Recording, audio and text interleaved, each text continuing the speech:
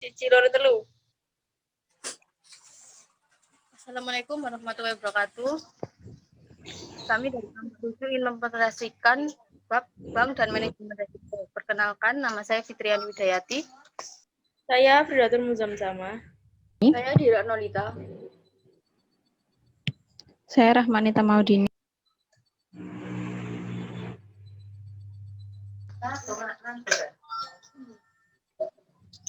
Pertama, saya akan menjelaskan tentang pengantar. Bab ini disebut sebagai dari Executive Summary terbitan COSO Enterprise Risk Management Integrated Framework. Kemudian bab ini adalah hubungan antara auditor dan IRM. Membahas praktiknya yang diambil dari nyata. Periode pengembangan kerangka ini ditandai dengan skandal bisnis berskala dan kegagalan bisnis yang membuat para investor, karyawan perusahaan, dan kepentingan lainnya mengalami kerugian yang sangat besar.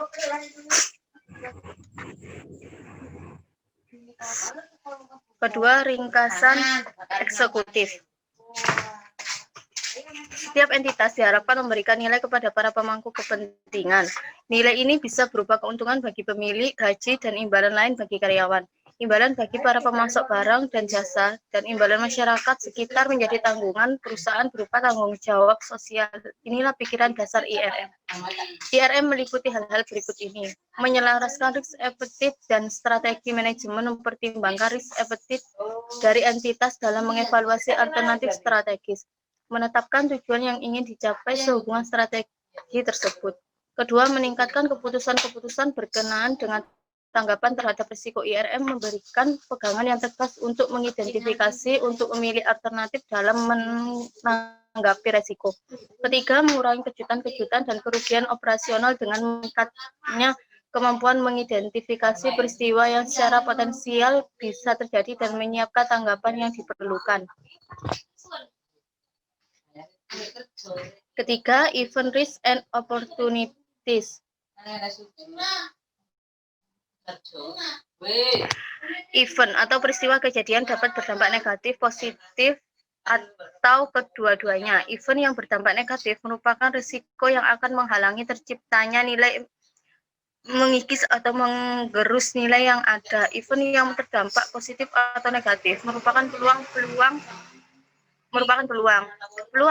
adalah kemungkinan suatu peristiwa yang akan terjadi dan berdampak positif terhadap pencapaian tujuan, mendukung penciptaan nilai, atau mempertahankan nilai yang ada.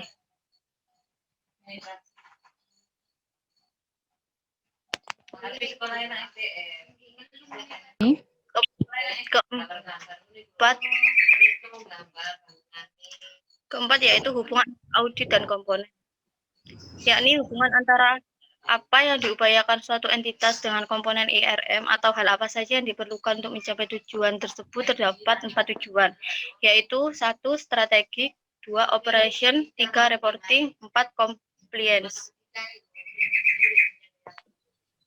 Wes datul. Aku tak. Selanjutnya adalah komponen ERM. ERM terdiri dari 8 komponen yang saling berkaitan. Yang pertama yaitu internal environment atau lingkungan internal. Yang kedua objective setting. Yang ketiga event identification atau mengidentifikasi melalui peristiwa yang telah terjadi. Yang keempat risk assessment. Yang kelima risk response. Yang keenam control activities. 7 information dan communication. Yang ke-8 monitoring atau pengawasan. Terdapat unit-unit organisasi. Yang pertama adalah subsidiary, yang kedua business unit, yang ketiga division, yang keempat entity level. Berikut adalah gambar yang mencerminkan kemampuan untuk memusatkan perhatian pada ERM dan entitas yang bersangkutan secara menyeluruh atau berdasarkan kategori 4 tujuan, yaitu dari 8 komponen atau unit organisasi atau dari sisi yang manapun. Selanjutnya adalah efektivitas. Penentuan efektif tidaknya ERM berdasarkan penilaian dari 8 komponen yang telah disebutkan. Dan agar komponen berfungsi dengan benar, maka tidak boleh ada kelemahan yang signifikan dan risiko harus ditempatkan di dalam risk appetite entitas. Setelah berjalan efektif, Dewan Komisaris dan Manajemen akan memiliki keyakinan jika telah dapat memahami bahwa tujuan strategis dan operasi maupun tujuan pelaporan yang mudah dipercaya telah dicapai dan ketentuan hukum dan perundang-undangan yang berlaku untuk entitas yang telah ditaati.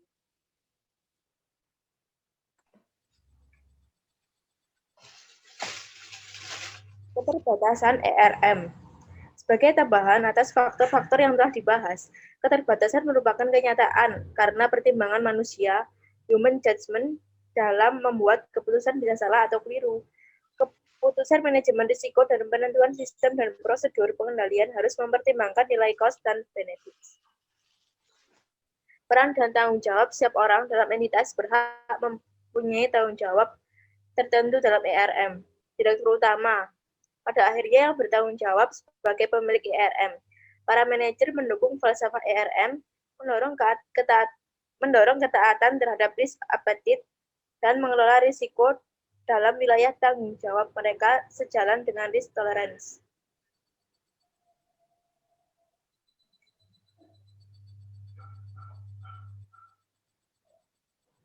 Rahma.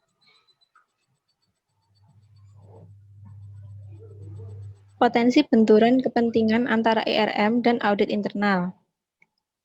Untuk ERM, mengembangkan kerangka framework ERM. Yang kedua, melaksanakan kerangka ERM. Yang ketiga, memberi advice kepada manajemen tentang integrasi ERM dalam operasi bisnis dan peran masing-masing untuk keberhasilan integrasi tersebut. Memberi advice. Yang keempat, memberi advice mengenai akuntabilitas terhadap risiko, pengendalian internal, dan tugas. Yang kelima, memberi advice kepada manajemen dan board untuk menafsirkan informasi tentang ERM. Yang keenam, menyampaikan status dan kinerja ERM kepada komite audit dan risiko. Yang ketujuh, bertindak sebagai penasihat dan mentor dari manajemen perihal ERM. Untuk audit internal, yang pertama, mengaudit kecukupan dan efektivitasnya kerangka ERM. Yang kedua, mengaudit implementasi kerangka ERM. Yang ketiga, mengaudit komitmen manajemen dan peran-peran mereka terhadap ERM. Yang keempat, mengaudit apakah para manajer yang bertanggung jawab memang mampu dan memenuhi tugas mereka. Yang kelima, memberikan asuransi dan independen tentang informasi ERM yang diberikan ke board. Yang keenam, memberikan pandangan yang independen tentang kredibilitas dan dapat dipercayanya informasi kepada komite audit dan risiko. Yang ketujuh, bertindak sebagai independent reviewer internal, memberikan asuransi mengenai kemampuan dan kinerja ERM.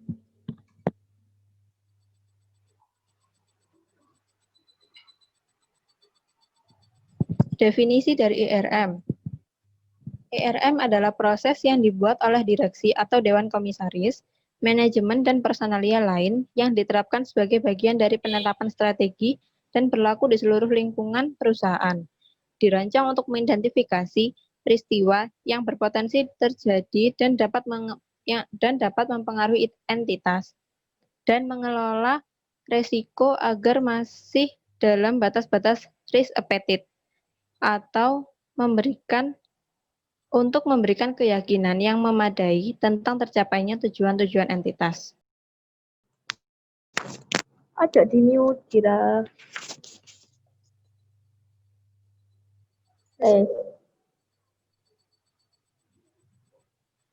Contoh kasus. Wes. Satu. Iya, wes. Contoh kasus. Bank Syariah atau Bank Indonesia membekukan kegiatan usaha PT Bank Global sejak 14 Desember 2004. Bank Indonesia atau BI membekukan kegiatan usaha PKU PT Bank Global TBK sekitar 8.000 nasabah yang tercatat di 13 kantor cabang. Terpaksa kerepotan mengurus dananya. Bukan hanya itu, ratusan investor publik pemegang saham juga menjadi tidak jelas investasinya. Belum lagi bank dan pihak lain yang memiliki ketagihan. Nasib ratusan karyawan pun menjadi tak menentu di tengah sulitnya lapangan kerja. Apa jadinya kalau mereka di PHK? Jelas akan menambah deretan panjang pengangguran. Semua itu tentu akan menambah beban pemerintah dalam memulihkan roda perekonomian, terutama sektor real. 4 alasan ditutupnya bank global. Pertama, terus memburuknya kondisi keuangan bank global. Kedua, tidak menyetorkan tambahan modal yang diminta BI sejak bank tersebut masuk pengawasan khusus atau special surveillance unit pada 27 Oktober hingga 13 Desember 2004. Penjelasannya, sebagai perusahaan terbuka, semestinya bank global transparan dan menerapkan dengan seksama asas good corporate governance. Kedua, seperti dilansir Investor Daily Online, bahwa kehancuran bank global sangat boleh jadi disebabkan oleh sebuah kolusi antara pengelola bank global dengan Prudence Asset Management. Ketiga, kasus bank global menarik diikuti karena kasus ini mencoreng citra reksadana, sebuah instrumen pasar modal yang mengalami pertumbuhan pesat selama 2 tahun terakhir. Keempat, kasus bank global mencerminkan lemahnya pengawasan BI dan Bapepam. Sekian dari kelompok 7, bila ada salah kata, mohon dimaafkan. Assalamualaikum warahmatullahi wabarakatuh.